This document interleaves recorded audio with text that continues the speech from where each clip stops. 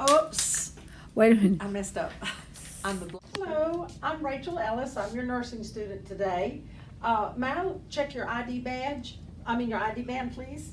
And can you please state your name and date of birth for me? Yes, my name is Shirley Gibbons. My birthday's May 5th, 1964.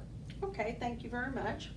And also, can you tell me if you're allergic to any meds or other substances? Yes, I'm allergic to latex, codeine, and sulfa. Okay, that's good. So what I'm here for is to give you your insulin, and so that will not be contraindicated with your allergies. So your blood sugar a few minutes ago was 230, and so that's a little bit high.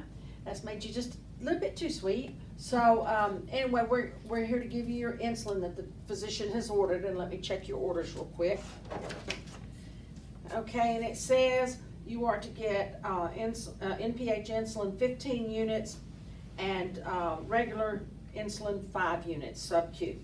Okay, 15. Okay, that's a total of 20. So let me pull you up on my computer, and let me also scan your ID band as well so we can get you in the computer. Okay, gotcha. And I see here on here the orders as well. And so we're going to get your insulin out of the med cart, the med drawer. And I'm gonna be giving it to you with your insulin syringe. And as you know, and you probably already know this, but when we give insulin, we only give it with an insulin syringe. And it looks like this. It's orange, and it'll have either U100 or U50 on it. But this is the only type syringe you wanna use to give insulin. And I'm gonna draw it up right quick. And get some gloves on. All right, let's see, NPH, yes, and it's not expired.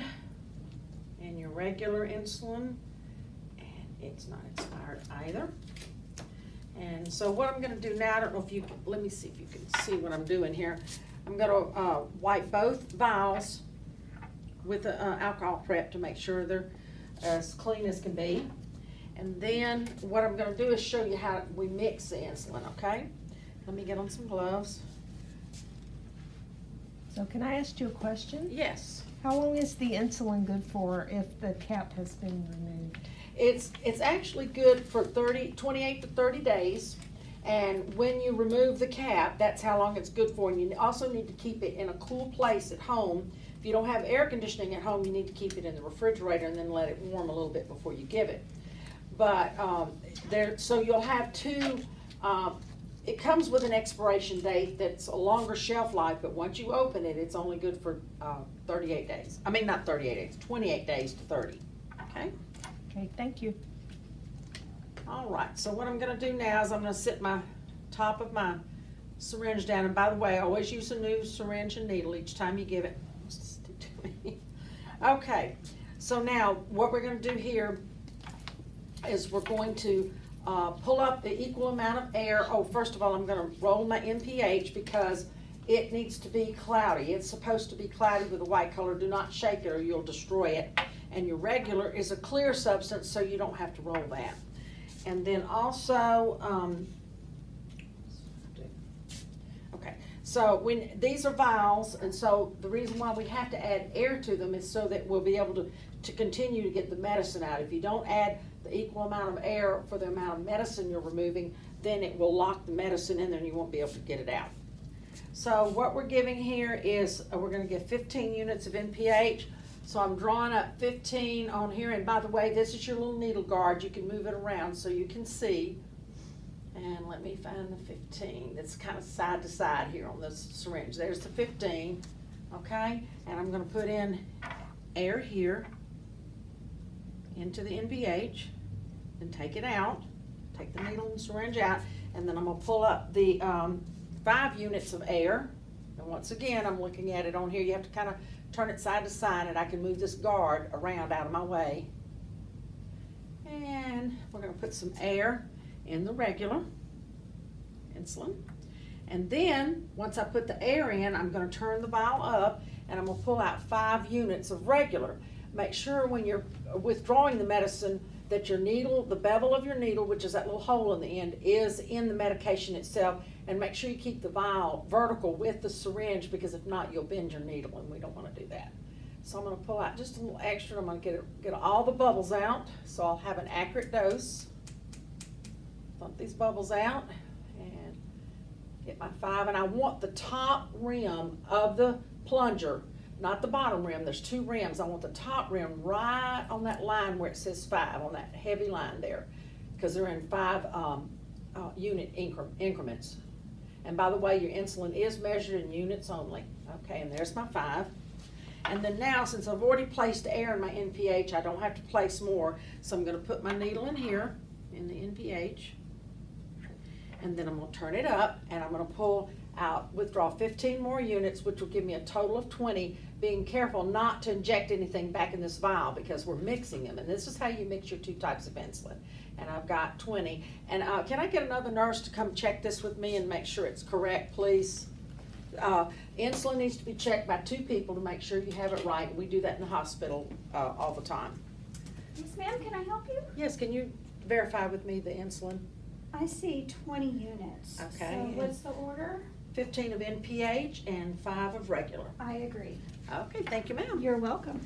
Now, since this hasn't been used and I need to prep you a little bit, I'm going to recap this needle one-handed. And this particular one, it sits flat up here, so you want to put it in until it clicks. Always recap it one-handed so you don't accidentally stick yourself, okay?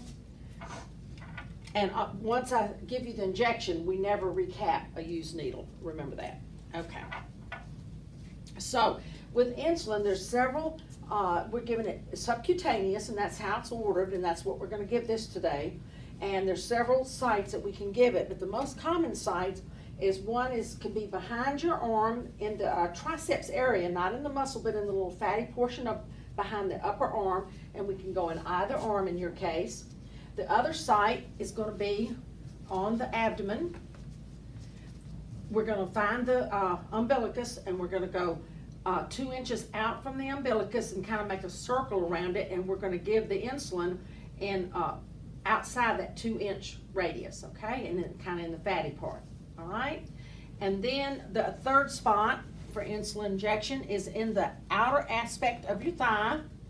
You can go for anywhere between the top of the knee and the femoral area, and go in the outer aspect. Excuse me, can't talk today. Need some more coffee. Okay, so anyway, and you can give it here as well within this area. Okay, a little bit different from I am. And when we give this at a 45 to 90 degree angle, depending on how big the sub-Q area is that we're injecting the medicine. Like typically for you, in the back of your arm would be a 45 degree. In the leg or the abdomen could be 90, because you got a good sized leg and a good sized abdomen. So where would you like your insulin? And by the way, we have to rotate our sites because we don't want to do damage to the tissue, since you're going to be getting this every day. So, okay, you want it in the abdomen? Okay. Well, no, let's go. You want it in the back of the arm. I understand, because you've been giving it in your abdomen at home. So we'll do it in the back of your arm at a 45 degree angle. All right, so since we don't really stick to mannequins, we're going to stick this pad. I'm going to scrub it real good and let the site dry. And then I'm going to take this off because I'm done with that.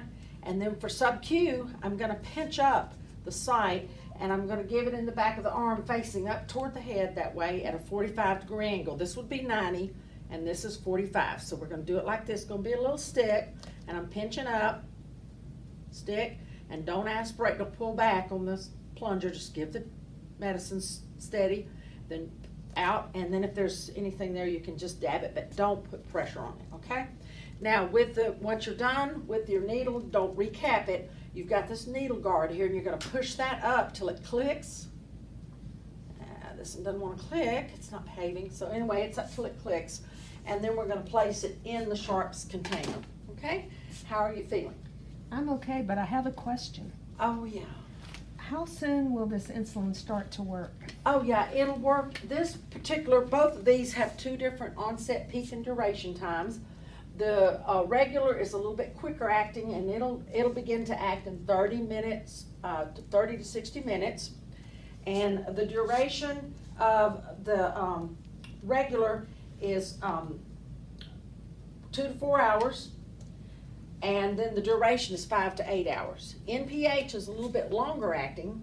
It's called intermediate acting, and it doesn't, the onset on it is 1 to 2 hours, and the peak is 8 to 12, and the duration is anywhere from 12 to 24, depending on your metabolism and how high your blood sugar is. So what that regular insulin is going to do now is cover for this meal. And by the way, we've got your meal right here. I'm going to open up your tray for you so you can eat, because we want to make sure you're eating if we give you insulin.